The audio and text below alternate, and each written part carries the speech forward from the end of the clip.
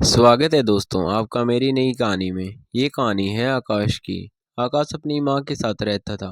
उसके पिता बचपन से ही नहीं थे।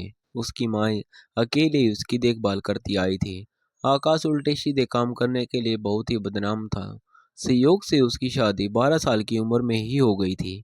पुराना समय था तो शादी विवाह के लिए कोई कानून भी नहीं था, ना कोई उम्र सीमा तय थी। दूध पीते बच्चे से लेकर बूढ़े तक की शादी हो जाया करती थी।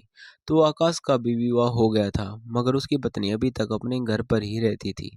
एक दिन आकाश की माँ आकाश से बोली कि बेटा, अब लगन के दिन शुरू हो गए हैं। हमने पंडित जी की पतरा भी दिखा लिया है। तुम्हें कल ही बहू को लेने अपनी ससुराल जाना है, इसलिए तुम्हारे जाने की तैयारी आज से ही शुरू कर देती हूँ। वहाँ तुम्हें क्या क्या करना है सब आज शाम को ही समझा दूंगी। शाम को माँ ने आकाश को बताया कि मैं तुम्हें रास्ते में खाने के लिए लोटे में दही दे दूंगी और गुड़ का चूरा अलग से झोले में दे दूंगी। रास्ते में कान देकर खा लेना। ऐसा न हो कोई तुमसे पास आकर मांग ले, किसी दूसरे को मत देना, नहीं तो तुम भूखे ही रह जाओगे। और हाँ, ससुराल में जब पहुंचो तो सबसे पहले जो औरत दिखे समझ लेना वही तुम्हारी सास है। उसके पैर जरूर छू लेना और ज्यादा किसी से बात मत करना। कोई तुमसे कुछ पूछे तो सिर्फ हाँ या ना में ही जवाब देना, क्योंकि बातों से ही आदमी की पहचान होती है कि वह मूर्ख है या चालाक। तुम तो वैसे भी कम अकल के हो। अगर ससुराल वालों को पता चल गया कि लड़का मूर्ख है तो बहू की विदाई तुम्हारे साथ नहीं करेंगे।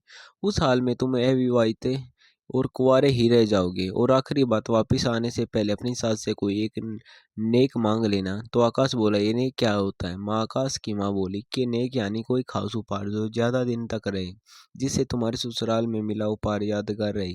दूसरे दिन सुबह माँ ने लोटे में दही, झोले में गुड़ का चूरा और बहू के लिए नए कपड़े दे दिए और आकाश ससुराल के लिए चल पड़ा। चलते चलते एक स्थान पर उसे एकांत स्थान दिखा तो उसे माँ की बात याद आ गई। एकांत दिखना तो दही चूरा खा लेना। उसने देखा कि यहाँ तो बिल्कुल एकांत है, पास में एक कुआं भी है, डोर और बाल्टी भी रखी हुई है। इससे अच्छी जगह तो कोई मिल ही नहीं सकती। मगर उसे ख्याल आया कि दही चूरा खाने के लिए थाली की भी जरूरत होती है। थाली तो माँ ने दी ही नहीं। उसने सोचा कि चलो दही के लोटे में ही गुड़ का चूरा डालकर खा लेता हूँ। वह दही के लोटे में ही गुड़ का चूरा डालकर खाने लगा। उसे लोटा के पतले मुंह में दही चूरा निकालकर खाने में काफी कठिनाई महसूस हो रही थी और बहुत मुश्किल से अब आधा ही खा पाया था कि उसे गधे पर बैठकर आता हुआ एक धोबी दिखाई पड़ा। आकाश उसे अपने ओर आता हुआ देखकर काफी घबरा गया। उसने सोचा, जो धोबी उसकी तरफ आ रहा है वो तो हमारे गांव का ही है और वह बड़ा ढीठ आदमी है। मुझसे मेरे दही चूरा छीन कर खा लेगा। ये अवश्य ही हमारे दही चूरा छीन कर खाने आ रहा है, मगर इतनी जल्दी इतना सारा दही चूरा खाऊं तो कैसे खाऊं? वह सोचने लगा कि करूँ तो क्या करूँ। तभी उसकी उल्टी खोपड़ी काम कर गई। उसने सोचा कि दोनों हाथों से खाऊं तो जल्दी जल्दी खा लूंगा, मगर जल्दी खाने के चक्कर में उसने अपने दोनों हाथ लोटे में घुसा दिए। हाथ अंदर तो चले गए मगर निकल नहीं पा रहे थे, और निकलते हुए तो कैसे, क्योंकि उसने दोनों हाथ की मुट्ठियां जोर से बंद रखी थी।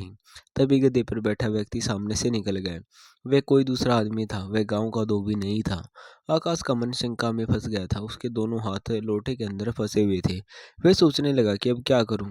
कोई उपाय नहीं सूझ रहा था। तभी वहां से एक किसान की स्त्री गुजर रही थी, जो अपने पति को खेत पर खाना देने जा रही थी। वह हाथ में खाली डोलची लिए हुए थी। वह डोलची में पानी भर के कुएं के पास पहुंचे तो वहां का नजारा देखकर हंसने लगी। तो आकाश बोला, बहन, मैं बुरा फंस गया हूँ और तुम हंस रही हो। अरे मेरा हाथ निकालने में मेरी मदद करो।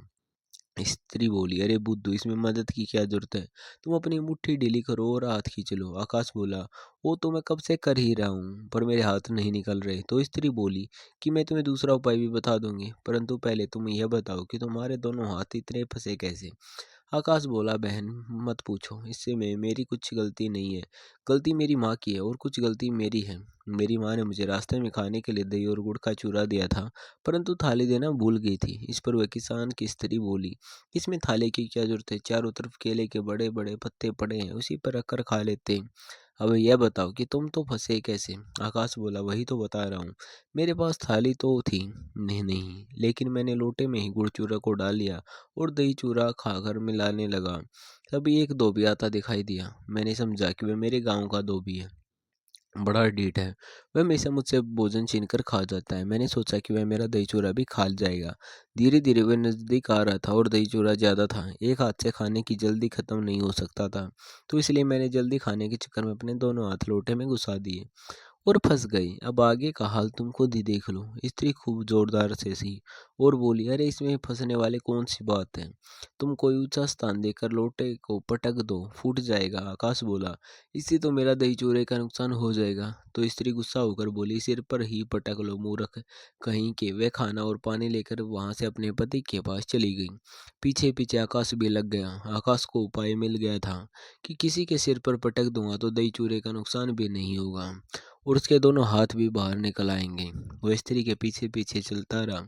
जैसे ही वह उसके स्त्री के पति के पास पहुंचा तो उसने उसके सिर पर लोटा दे मारा। लोटा तो फूट गया, परंतु स्त्री का पति घायल होकर गिर पड़ा। स्त्री ने देखा तो बोली, अरे तूने तो हमारा बताया हुआ नुस्खा हम पर ही आजमा दिया। वह स्त्री लठ लेकर आकाश के पीछे दौड़ पड़े।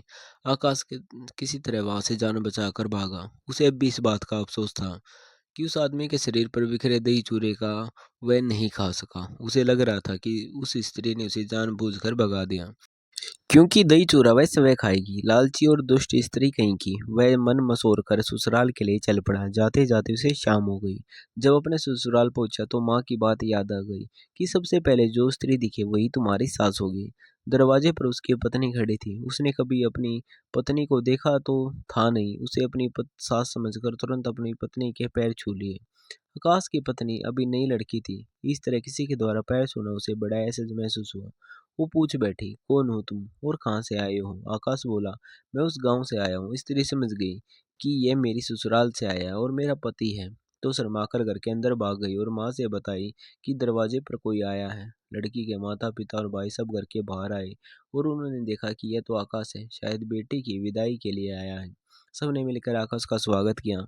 माँ ने कहा था कि अपना मुंह मत खोलना, तो वह चुप था। किसी भी बात का जवाब हाँ और ना में दे रहा था। आकाश के ससुर ने पूछा कि जमाई राजा सब ठीक तो है। आकाश ने कहा ना, तो वे चौंक गए। पूछा क्यों, कोई परेशानी है। आकाश ने कह दिया हाँ। फिर उन्होंने कहा बताइए क्या परेशानी है। आकाश ने कहा ना। फिर उन्होंने सोचा कि लगता है जमाई जी को कोई रुपये पैसे की परेशानी है। शायद शर्म के मारे कह नहीं पा रहे, तो उन्होंने खुद ही पूछ लिया, क्या कोई रुपये पैसे की तंगी है। आकाश ने कहा हाँ। फिर उन्होंने कहा ठीक है, अगर आपके पास रुपये पैसे की तंगी है तो सुबह आपका वह भी इंतजाम कर दिया जाएगा। अब आप आराम कीजिए, खाना खाइए और सो जाइए। थोड़ी देर बाद आकाश की सास खाना लेकर आई।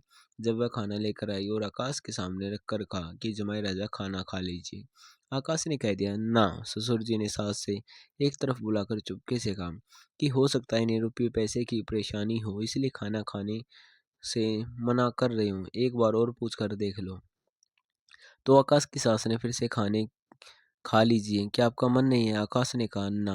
फिर वो आकाश के सामने से थाली ले गई और कहने लगी कि जब आपका मन हो तब खा लीजिएगा। ऐसे करते करते रात हो गई और सोने का वक्त हो गया। जब सब अपनी अपनी जगह सो रहे थे, जमाई जी को भी कमरा दे दिया जा गया और उनके बिस्तर कर दिया गया। वह भी लेट गया, लेकिन उसे नींद कहाँ आ रही थी। उसे तो भूख सता रही थी। उसने सोचा कि मैंने तो बड़ी गड़बड़ कर दी।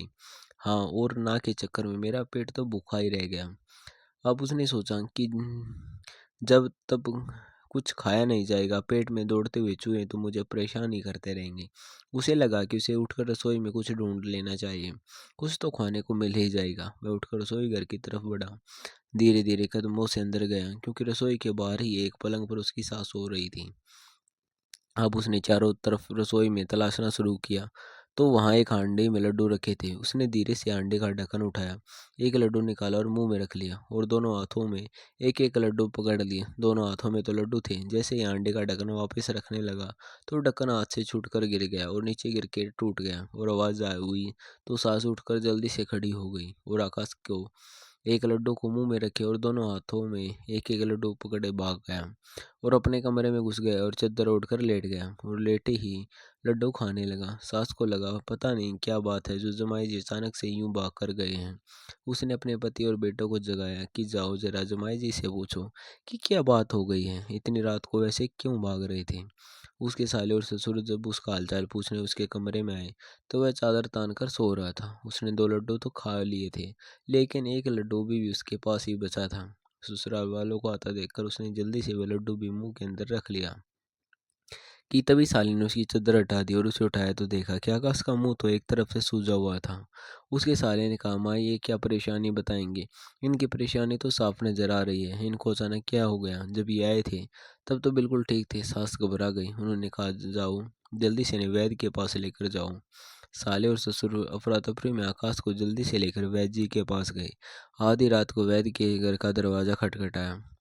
देखिए इनके मुंह पर अचानक क्या हो गया? शाम तक ये बिल्कुल ठीक थे। वैद्य जी ने इधर उधर देखा और उसने फिर उसकी सूजन पर हाथ लगाया तो वह लड्डू खिसक के दूसरी तरफ चला गया। वह चकरा गया। वैद्य जी ने सोचा, यह कौन सी बीमारी है?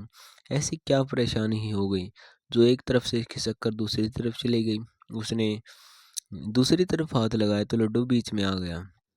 सब जो उसको देख रहे थे तो वे सोच रहे थे, आखिर यह कौन सी बीमारी हो गई?